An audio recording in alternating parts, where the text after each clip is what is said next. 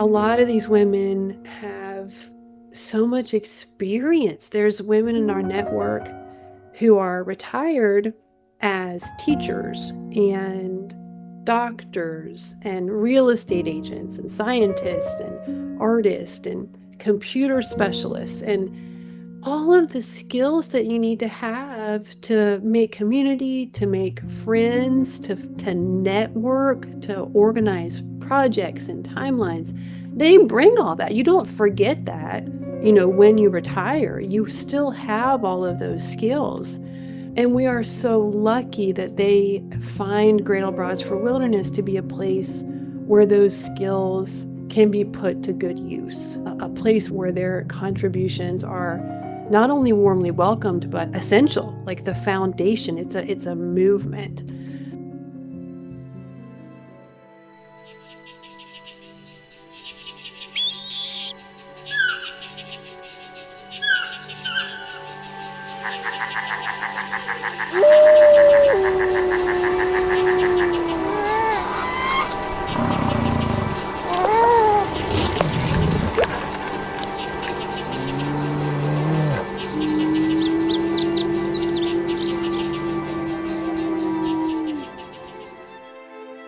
You're listening to the Rewilding Earth podcast. I'm your host, Jack Humphrey. Welcome back to the Rewilding Earth podcast. I'm joined today by Reba Elliott of Great Old Broads for Wilderness. Reba brings over a decade of experience in grassroots leadership to her role as executive director of one of the most effective and fun-loving conservation organizations in history. We had a great talk about the nearly 40-year history of Great Old Broads, and we get into why public lands are absolutely essential for our survival. We also look at the unique tactical advantages older women bring to the conservation movement.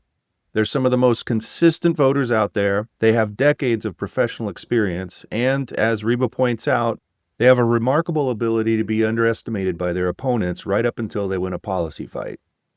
We also talk about the importance of keeping fun as a core pillar of the work. It's not just a luxury, it's how you build a movement that actually lasts.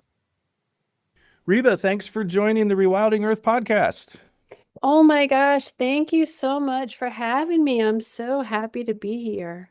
I'm happy you're here. I've been wanting to catch up with Great Old Broads in general, and I've been thinking leading up to talking to you today about good old times back in the 90s, going down lots of rivers, and there was always a Great Old Broad member, at least one, in the boats, and being very entertaining and lighthearted and awesome. And I just think of Great Old Broads. I think of vivacious people who have really wild spirits, who can be scrappy when they need to be, but really kind of held to that old Dave Foreman adage of you got to know how to have fun, let loose, get out in the wilderness, love it, and or you will have no longevity in this movement. I feel like I'm channeling Dave right now, but definitely also lots and lots of Great Old Broads from years of yore. So welcome, welcome, welcome. It's really exciting to be talking to you. Oh my gosh, thank you so much, Jack. I feel like we should put you at the very top of our fundraising pitches. Like a perfect description of Great Old Broad. The women in this network are so fun and committed and really live with the land and understand how to be lighthearted and how to be serious. So yeah, I'm so glad to know about that long history. It's great. Yeah, great to meet a friend. Well, I would like to give everybody, especially people who don't know as much or have never heard of Great Old Broads, a little bit of a history lesson, a little bit of an introduction. Yeah, we can't all have gone down rivers with these incredible women. So yeah, a little bit of background, totally happy to do it. So Great Old Broads for Wilderness is the only national environmental organization for older women, which is a really important demographic. There's a real sense of community in Great Old Broads for Wilderness. It's a grassroots organization. It's a membership organization. All of our local leaders are taking action in their own ways.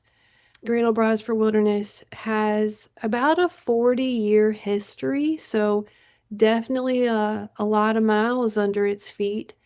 and it was founded in the West. Most of our members are still in the west of the Mississippi, through the Rockies, in the Pacific Northwest, in California.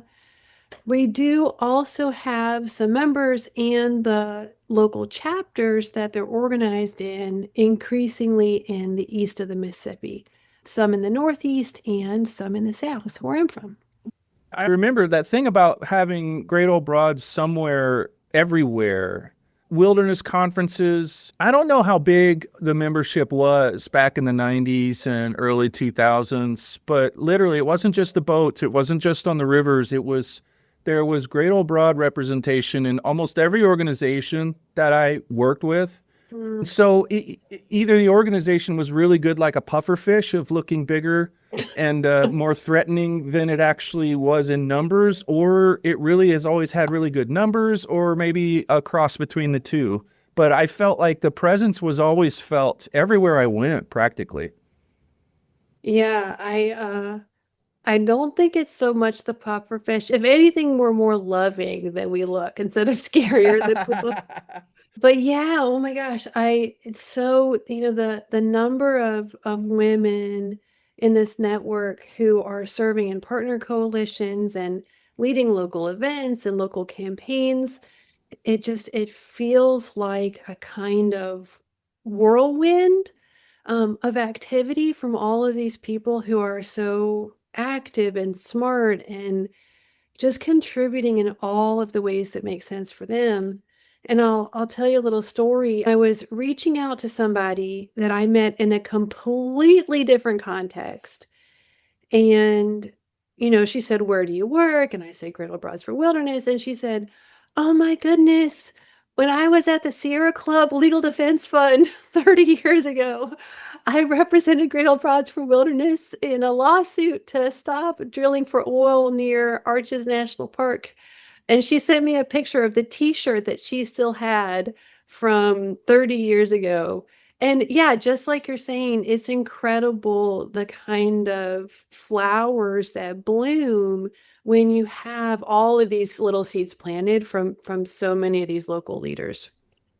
There's something more there. I always felt better when a Great Old Broad was in the room. They seem to have this, and it sounds like it's perpetuated all the way through to today, this attitude that, I don't know, brings lightness and joy to a room. And I don't want to make too big a deal out of that, because I've seen them scrap. Friends of mine have really been scrappy when they needed to scrap, and you don't mess with a Great Old Broad either. It's always been the kind of thing that's like, that's a kind of organization I want to belong to, because the feeling, the attitude, it feels good to be around people who are light, when lightness is really the biggest needed ingredient. Oh my gosh. Can go hard if they need to. Yes, yeah. And yeah, I mean, I think that attitude is actually so important. I think culture is so important. And Great Old Broads for Wilderness pursues work along these four pillars. The work of the organization is centered on, one of them is advocacy, one is education and outreach, one is stewardship, and one is fun. Like, explicitly, one of the goals of the organization is to have fun together, because who wants to slog? Who wants to be a part of something that's not fun? So we laugh together. We make fun of each other. We make fun of stuff out in the world. Like, you have to laugh. You have to have fun, or else, and like you're saying, there's times when things are a little bit more difficult, and it's time to really dig in and see what we're up against and get back down to business. But if you don't intersperse those moments of gravity with moments of lightness, like the word that you used, the movement is not durable.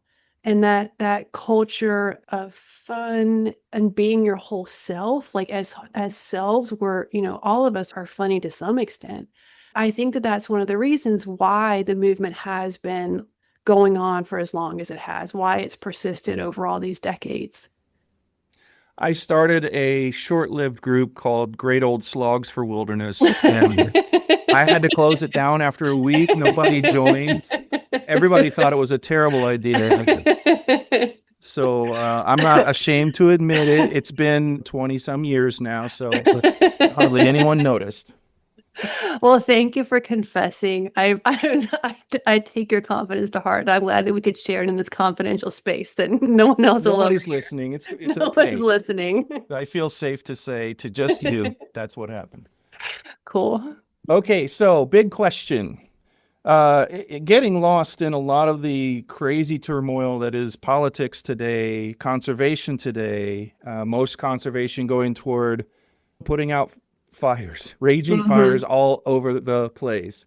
Not Mm-hmm. having enough time to sit and think as much as we used to. Not enough time going down rivers, frankly, as we used to. And waxing poetic about why we love wilderness, why we love public lands, why they're so important, why we do this work. So I want to always talk to people who can answer the question in their own way, from their own Mm-hmm. perspective, why public lands. So for you and for the organization, where do public lands sit, near or in the heart of Great Old Broads? Mm-hmm. Yeah, I really love that question. And I guess I can answer for myself personally, and then also I don't know, for the organization, or I think for all of us who do this work. And maybe for, for people who haven't considered why public lands are so important. It might be helpful just yeah, as you're saying, take a minute and sort of reflect and meditate on that for a minute. So for me personally, I am a person of faith. I am a spiritual person, a person who has a strong belief system, a strong faith practice.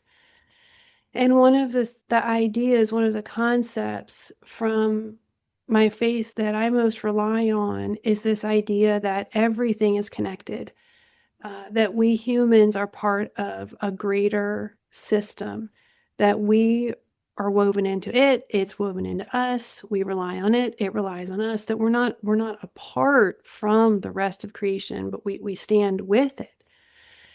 And when I look around, I live in Virginia, in a place that is, when I moved here, it was a small town, and it's very quickly changing into a less small town. And I see all of the trees being knocked down, and the the wildlife that comes into contact with humans now because of habitat loss. And those kind of things just break my heart, as I know it breaks the heart of many, many people. And public lands are the only places that we have set aside, that we have protected from that use mentality, that lands are here for us to use. Public lands are the only places that we've decided, we've given ourselves that kind of beautiful gift of accepting that we are connected to something greater than ourselves. These are the places that we've said, no, we're going to make sure there's no roads here, there's no buildings here, there's no shopping centers here. These are the places that we are going to protect, because we recognize that we are part of something greater and we need to preserve it and love it. For me personally, that's awesome. Like I love the fact that I can count on the existence of those lands. That does my heart good. I love to visit public lands. I love to walk and hunt and spend time with my kids and my family. So that's for me personally. But I think that on a kind of bigger systems perspective, aside from all of the joy and the connection with something greater, there are also just physical facts about how we live in this house, this house, this earth, this house that we share, this body that we share. There's just some physical facts about that that require the existence of uninterrupted spaces where nature can exist. I was talking to a friend lately, just recently, couple days ago, and she said, the systems are all out of whack. She wasn't getting enough snow, and I was getting too much snow. And public lands are places where we allow those systems to thrive. They are laboratories for climate change and biodiversity loss, places where nature can pull on all those little threads in the woven cloth. And okay, this area is now too hot for this species. Well, we have a place for that species to migrate. And this species depended on the presence of some other species. That species is gone. So now we need to find other connections. There needs to be that kind of fabric of life to have that laboratory for nature to be able to figure out what's going to work when things are changing so rapidly. That kind of laboratory for change is most possible when you have these big protected places. Another way that public lands are important for this house that we all live in, this house, planet Earth, this house that we share, this home that we share. Public lands have this incredible water filtration function and oxygen creation function. I've read recently that we can no more easily throw away nature's water filter than we can throw away our own digestive system.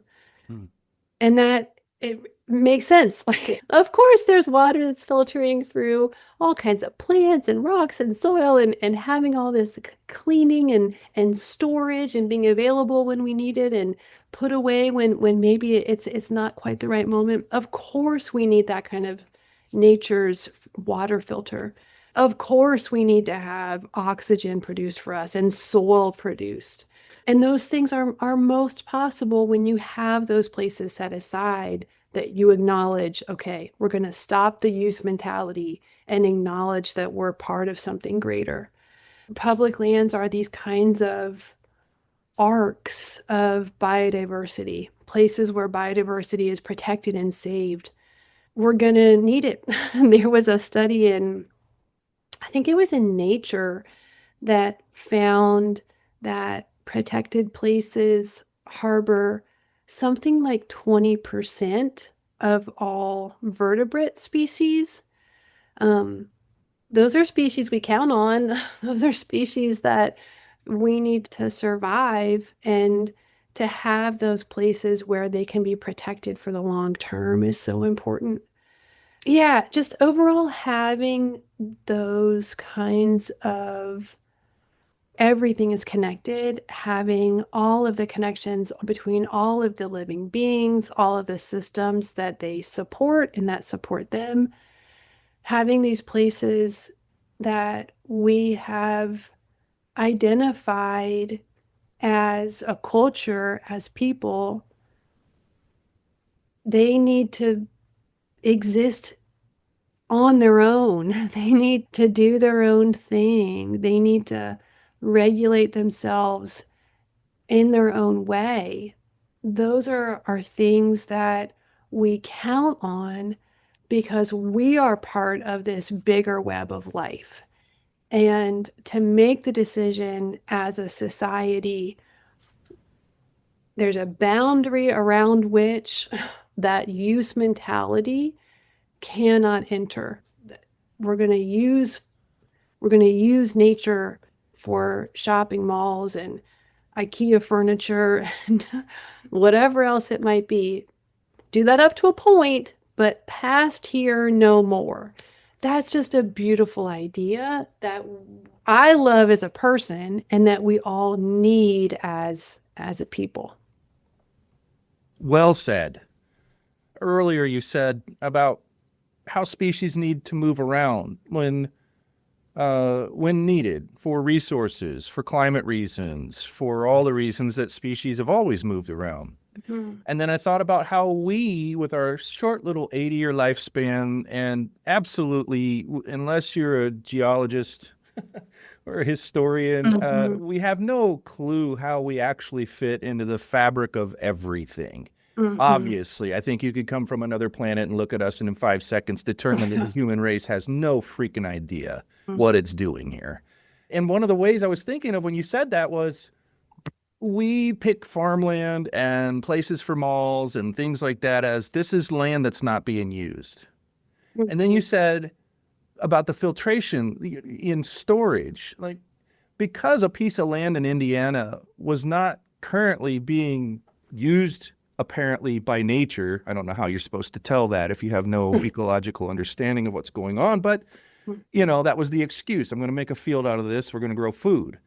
And so we've done this really quick thing, and now we're at 96% humans and the things we raise and eat, and then 4% of wildlife. And I'd Mhm. have to think that the majority of that is on our public lands, of Mhm. that 4%. And if we hadn't had these public lands, wow, I mean, it would already be game over, I would think. So yeah, just speaking to the importance of that and this kind of discussion kind of getting lost in the noise, I'm really happy that we're having it. I know, it's like it's easy to not think about these big picture things when we're trying to get our kids home from school and get the homework done and Yeah. feed the dog and all that kind of stuff. There was a study that was, I cannot believe that this wasn't like front page heart-stopping news. It was a couple of weeks ago, and it was actually the government of the UK.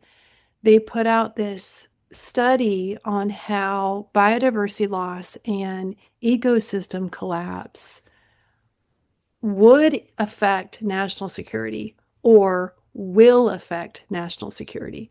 And this report looked at how the way that ecosystems are degrading right now, the loss of water regulation, the loss of soil formation, the loss of pollination, the loss of air quality, the loss of erosion control, all of those systematic kind of services are leading to crop failures, fisheries losses, water scarcity, changes in water and weather patterns. And those in turn lead to people being thirsty, people not being able to feed themselves, people not being able to stay healthy. And that in turn leads to forced migration, extremism, wars, economic insecurity, poverty. And the kind of outcome from this document, their kind of conclusion was nature is a foundation of national security. I mean, duh. Yeah. It's really crazy and I know you feel this probably on a daily basis, when people are just having an embryonic understanding of such an obvious fact we had when we were Right. kids and had no ecological education. We had a natural connection to nature if we Mm-hmm. were lucky enough to do so. And then we got an education about it, and then it was solidified for our whole lives. But to have people talking in public about Yeah. these things as if they're revelatory Right. blows my mind. It's actually kind of aggravating sometimes. It is aggravating because, like, when you're a little kid, if you pull up a flower, the flower's not there, the bee's not there, the butterfly's not there. Like, it's kind of intuitive. It's so immediate and concrete. And then, as we get older, and one of the one of the things that's kind of, maybe not emphasized as much in some of the education that we get. And again, all love to teachers and to people who are on the front lines of the education system. But just as a culture, we haven't embraced this idea we are part of something greater. And those immediate concrete connections that we saw when we were little kids, they're still true on a bigger level. Like, we can kind of mature our thinking and be a little bit more sophisticated with our thinking and understand that those no flower, no bee is also true on a much, much, much, much bigger scale. And we can see how we fit into all of that. Yeah, so yeah, totally agree with you. It's something that is frustrating, but also fixable. And Yeah. I think that's where the work of organizations like Great Old Bras for Wilderness and Rewilding Earth and all of our many, many, many, many, many partners and friends, that's why we're here. That's where our work comes in.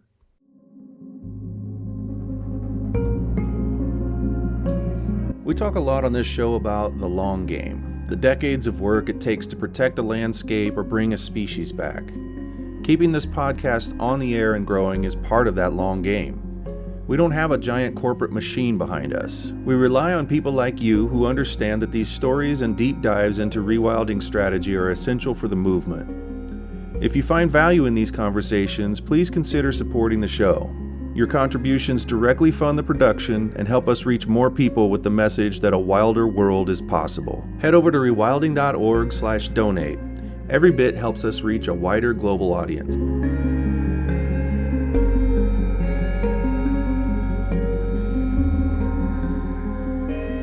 Can you talk about the ways that older women are particularly suited to help address what you just talked about in terms of education? And when you're in a certain part of your life and the hustle and grind part of your life is changed into something a little less hustly and grinding, and Mhm.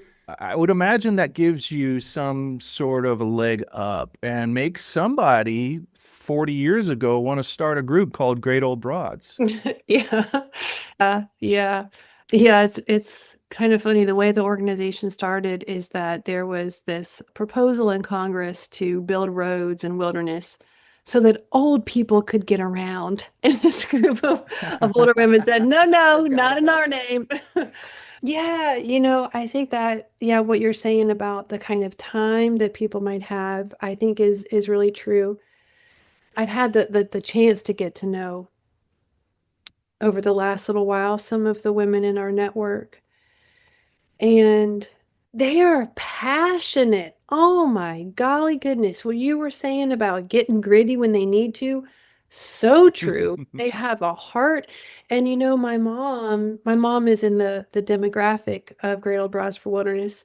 And one of the things I've noticed is that she has become a lot funnier as she's gotten older.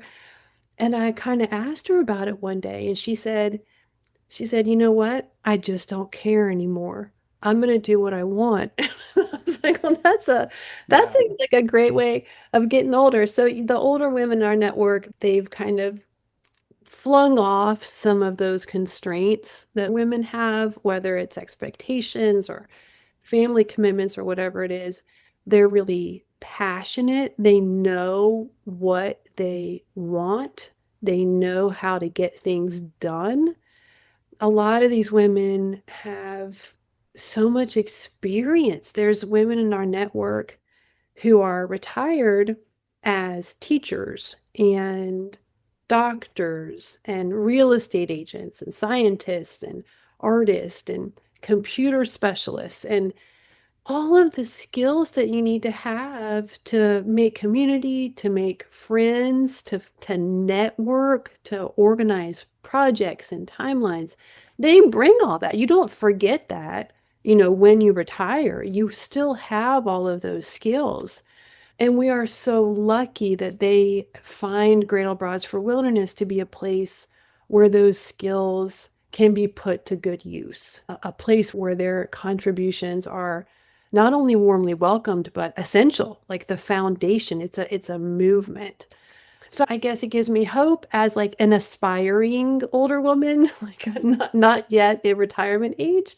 It's just really cool to be able to see this is what lies ahead. This is what I have ahead for me. There's a place where older women's contributions are welcomed and needed. So that's on the kind of personal level. On the strategic level, older women are the demographic that is most likely to vote. Many people know that it's a very high propensity voting population. What I didn't realize is that older women are also the most likely to be swing voters. That wasn't in my knowledge. I don't think it's common knowledge, But I'll bet you it's something that people who are running for office and making the rules that govern public lands, I'll bet you it's something that they're aware of. So there's this kind of strategic value in policymaking in activating older women. Older women are also probably incorrectly, but are seen as non-threatening. The stereotype of the little old lady. The older women that I work with are not afraid to tell you what they think. I'm not sure that stereotype is completely accurate, but there is a value in older women being messengers who are trusted in their communities, people who are seen as somebody that we can rely on, someone who doesn't have an agenda, someone who's going to tell us what's what because she's taking care of the school, the real estate business, the doctor's office, our family for so long. There's that kind of trusted messenger role that's really key in galvanizing community support for public lands. So on a personal level, it's awesome and inspiring and fun to be able to draw on these incredible contributions, skills, personalities. On the strategic level, there's this role for older women that I think makes them a really potent force in driving change. I have witnessed countless times Billy Bob Land Commissioner at a public hearing take for granted that the woman stepping up to the mic right now looks harmless. I've seen great old broads use that as a tool to their advantage countless times, much to the chagrin of Billy Bob Land Commissioner or whoever they were going up against, because I would get to the point where if I saw somebody I thought, uh-oh, and the other guy's like, oh, well, this is not good. This will be a pushover. That old lady ain't going to. Yeah. Oh my gosh, I knew what was coming, and I almost started going to those things just to watch something like that happen in case it did, because it's a beautiful, wonderful thing, because women of age and experience have a lifetime of things that they'd like to get off their chest, and you invite them to a public hearing where they're really, really mad about something happening, wildlife services or misuse, mistreatment, or new logging, or anything, a lifetime of maybe even a little rage is going to come out. And I've seen it time and time again. I'm like, I almost, but I never really do feel sorry for Billy Bob Land Commissioner or whoever it is that's really having to stand in front of that hurricane. And then they walk away as the most effectual people who came through that day, not the usual suspects. And I really do think that that's almost like a tactic that's in the books for great old broads or something, because they've always used it so well. Yeah, there can be a real blessing to being underestimated. Like, as you're saying, and I think that the women in the network are kind of like my mom, just sort of done with sugarcoating things and are not setting out to be confrontational, but have this kind of unvarnished way of saying the truth, of drawing on the strengths of their communities, of knowing the roles they play, knowing the power that they have. And that's, when other people discount that, they do so at their own peril. Yes. Yeah. It has to happen organically. I always wanted to organize it somehow so I could just get more of it. As like watching a good program on TV, although I didn't have a TV at the time. I just, for its entertainment value. Because, they would always get up and say the things we all want to say. Yeah. And there's a lot of people in a crowd like that do have something they fear to lose, that they feel like they've got to toe some kind of a line. And then someone steps up to a mic at a hearing, and you can tell right away they literally have nothing to lose. At least that's their demeanor. They have a lot to lose, but they're coming at it with, and then a lot of people will breathe a deep breath of satisfaction after one of those events. And I wish we could just package them up and do them every Friday night. Yeah. Yeah. I can share a little bit of what some of the things that people have done this year are, because they're just so impressive. And maybe those kind of, yeah, concrete stories help to a little bit better understand. Maybe we have sort of bottled it a little bit because it's in real Broadsford Wilderness. But yeah, maybe some of those, I'm happy to share a few stories if that's helpful. Let's pop a cork on that. It's story time. It's story time. It's story time. Okay, so get ready to drink. I'll just share a couple, and I want to share real names because I don't know.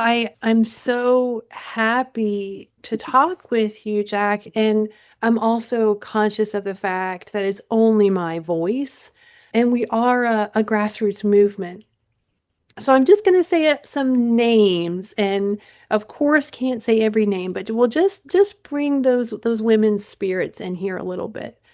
To share a couple of stories. In Colorado, there is a group of women.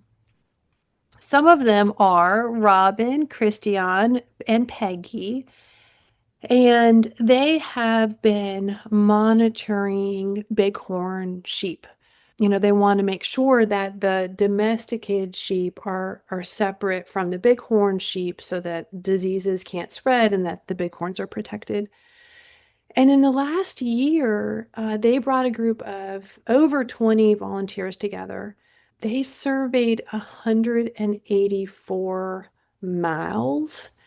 They took pictures, they logged GPS data. They did this kind of on-the-ground citizen science and shared those data with land managers to hold land managers accountable for the management plans in that area. That's the kind of real life knowledge that makes it, a lot easier to go up in front of a land commissioner, whatever it is, and say, no, like I know what I'm talking about. There's a group in Arizona. So our friend Roz and our friend Emily are helping lead that local chapter. They are working on the Mexican gray wolf. So one of the things that they did last year was to lead a wildlife tracking workshop to train other people to do that kind of citizen science.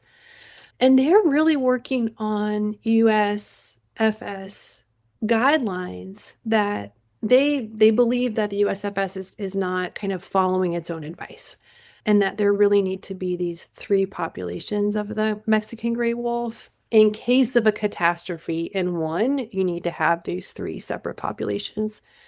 So again, when they go and encourage the science to be followed, they're not just kind of blowing smoke. Like, they've done the tracking, they've done the work, they've trained other people. They really put their money where their mouth is. And then in Oregon, our friends are some of our local leaders there, Cindy, Chandra, Carol, and Maya. These women are nuts. They went out and planted 3,000 native plants along the Klamath River. Wow. Supportive restoration efforts there. It was just out in the sun, bending over, plant. And yeah, so when they are going to advocate for the removal of dams, let's say, on the lower Snake River, they can say, look, we've walked this ecosystem because we know what's going on here. We know the kind of wildlife that's in a healthy riverine ecosystem and the kind that's not. And I think that kind of hands-on, in the field, boots on the ground, breathing the air, touching the plants, getting muddy, all of that combined with a lifetime of experience building community, making connections, planning things out, organizing stuff. I think all of that comes together in these older women. And I think that's the reason why they're so effective, that they're using all of their gifts in this way that's to the benefit of the lands we all depend on. Yeah, and I think that getting your hands dirty thing is just an instinct that I feel is in many ways just it's on board from the beginning with women.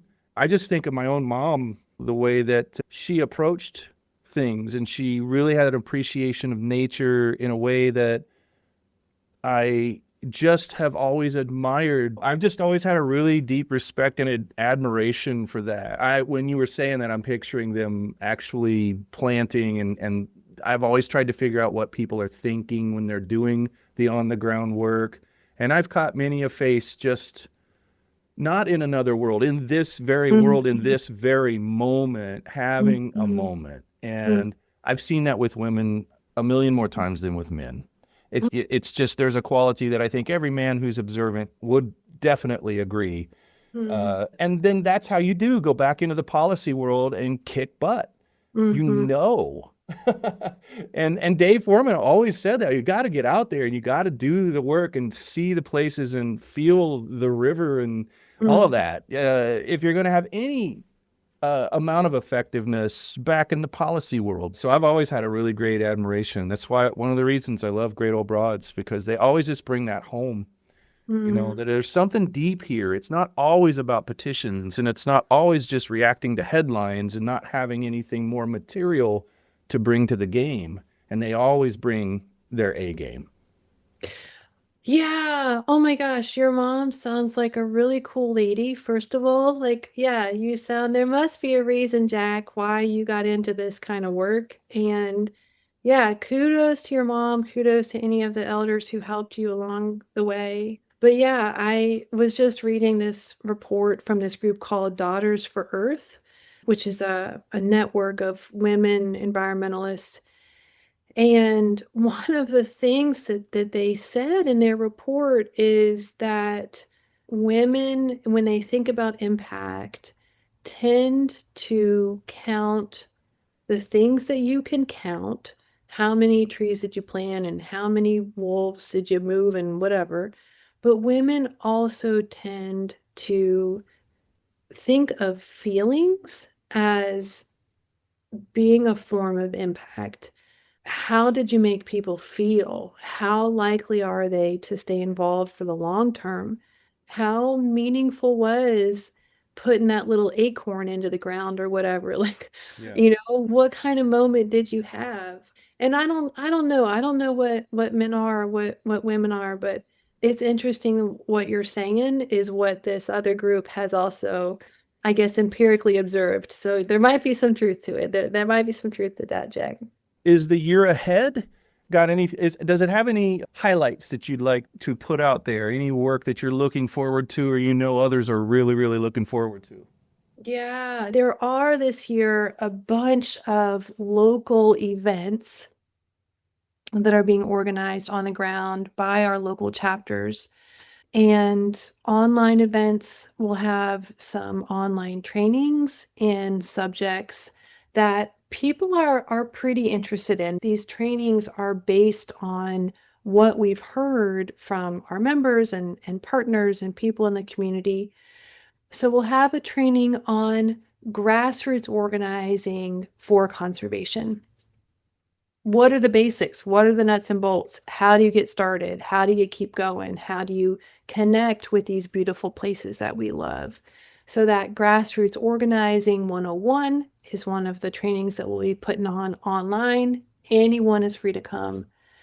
We'll also be running a training on how to ask candidates for Congress questions about their public lands priorities. How do you ask the question? And how do you make sure your community hears the answer?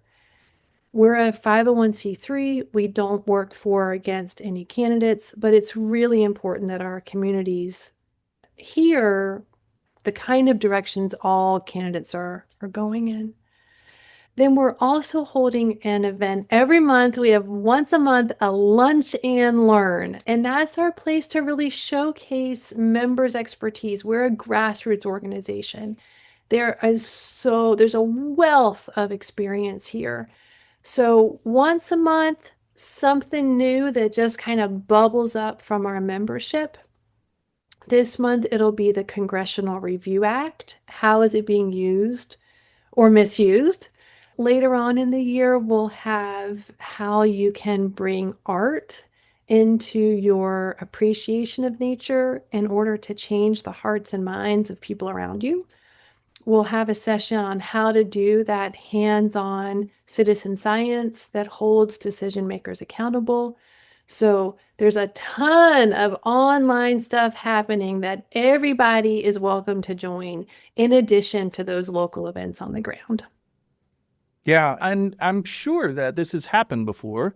Someone's attended a local event that wasn't really local to them where they live, or more modernly, an online event that has turned into somebody so passionate that they've started their own little Great Old Broads where they do live. I imagine that that's happened repeatedly and is one of the great outcomes of these events that you hold for everyone, not just for locals all the time. Oh my gosh. People just get thrilled. They see all that's going on. They want to get connected. They want to start their own thing. And we are delighted. We are more than happy to help people along in that journey. Yeah. Try lunch or learn so that you can make the acronym LOL.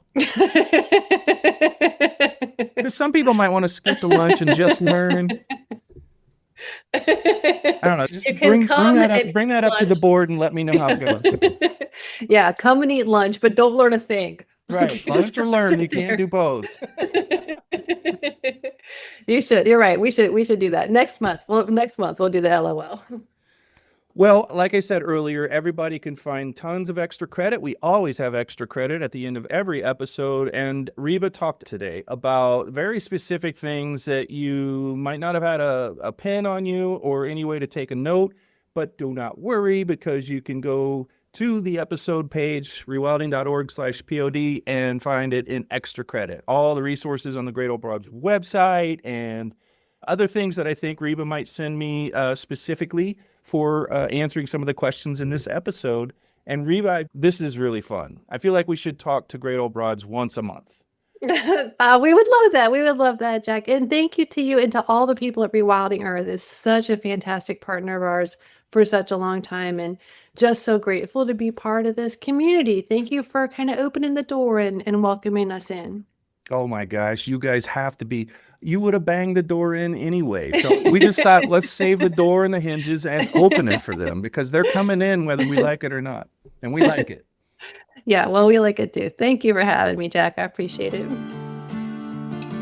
Thanks for listening to the Rewilding Earth podcast. We do what we do because of you. This podcast is supported by listeners like you who long to live in a wilder world.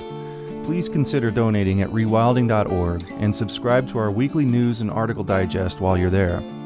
To go the extra mile, you can follow and share Rewilding Earth on Instagram, Facebook, and Twitter. Bonus points for sharing this podcast with your friends. To listen to past episodes, go to rewilding.org/pod. That's rewilding.org/pod.